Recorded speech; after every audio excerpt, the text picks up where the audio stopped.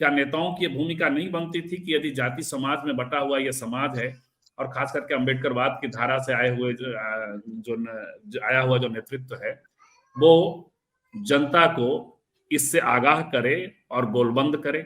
शालिनी जी।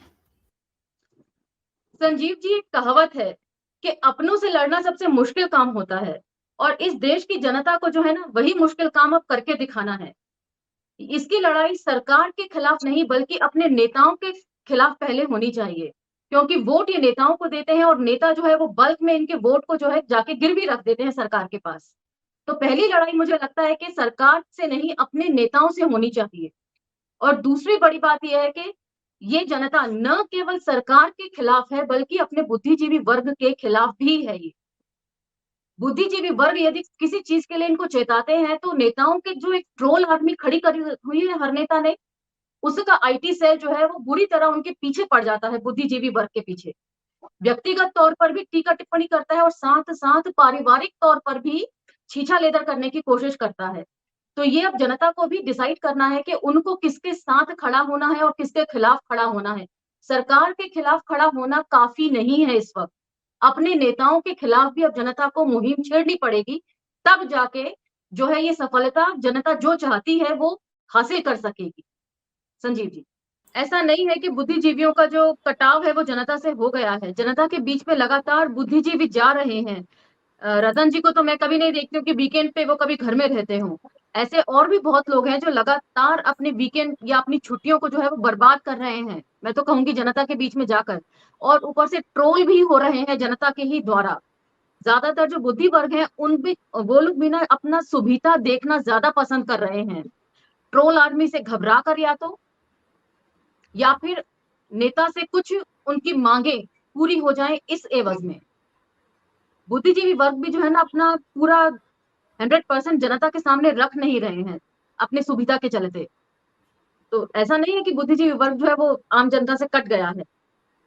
मैं तो देखती हूँ लेकिन कि एक यहाँ पर सवाल, बहुत सारे लोग, बिल्कुल, लेकिन एक सवाल तो बनता है कि 30 किलो, मुझे कल किसी ने गणित समझाया कि मेरे परिवार में 6 लोग हैं, और मोदी जी का 10 किलो चावल जो है, 5 किलो राशन वाला, 5 किलो फ्री वाला, 10 किलो चावल हमको हर व्यक्ति पे मिलता है।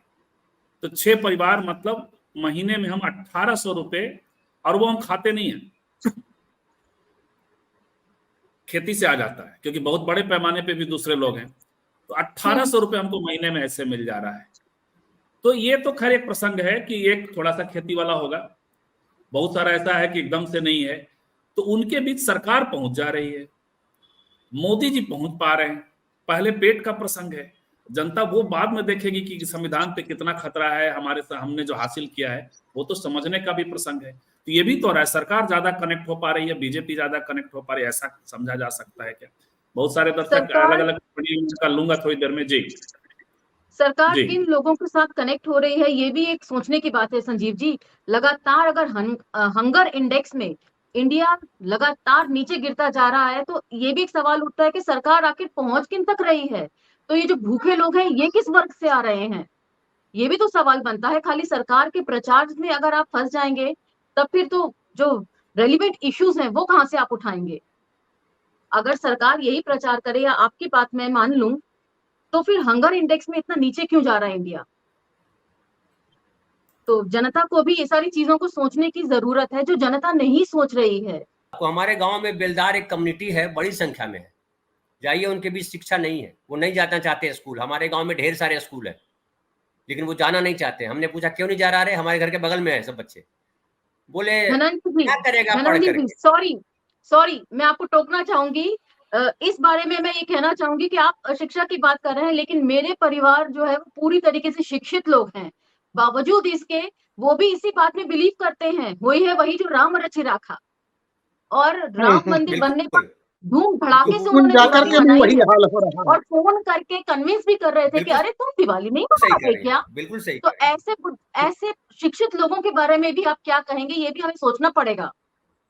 किसी दलित को प्रधानमंत्री बना दे, वो भी कुछ नहीं कर सकता है, क्योंकि उसको सत्ता को चलाने के लिए जितने एक्सपर्ट्स लोग चाहिए, वो एक्सपर्ट बिल्कुल लोग सही आपने है। क्रिएट नहीं किए। ये बात तो है, ये समस्या है। बिल्कुल। तो सर संजीव जी, एक बात मैं जोड़ना जी। चाहूंगी स्नेह जी की बात पर। गरीब जनता की बातें करते हैं, वही गरीब जनता जो है माता रानी के चंदे के लिए भी पैसे देती है, राम मंदिर के लिए भी पैसे देती है। ये सिर्फ नियत की बात है। जाति के विनाश में डॉक्टर अंबेडकर ने भी इस बात को कहा है कि जिसके पास कुछ नहीं भी है, छोटा सा एक जेवर भी है, तो भगवान के नाम पर उसको अर्पित कर देता है, अपने पास वो भी नहीं रखता। हालांकि जी। साधु 105 को पैसा देंगे। भी किसी अच्छा, को देने नहीं से नहीं, इनको अभी गुरेज है, अभी लेकिन भगवान के नाम पे अभी सब कुछ दे देते हैं। अभी और जितना यही मिडिल चलता, क्लास है ना, सनई साहब, मैं लखनऊ आता हूँ, उनको कहता ये हूँ कि नियत की आपको बात है सर, विधानसभा का, ये नियत की लोकसभा का बात है। टिकट दिलवाते हैं, वो 5 करोड़ रुपया के लेके चल जाएगा नेता के पास, पता है ना। सही बात नहीं है, लेकिन तो ये परेशानी उन्हें है। नियत की मीडिया बात है, नियत की बात है कि आप बिल्कुल। किस नियत में हैं। अगर आप एक वही चंदा जो है कलेक्ट करके किसी बच्चे लेकिन को ऐसा आप क्या पढ़ा भी सकते हैं, लेकिन नियत बहुत नहीं है छोटी वैसी। बहुत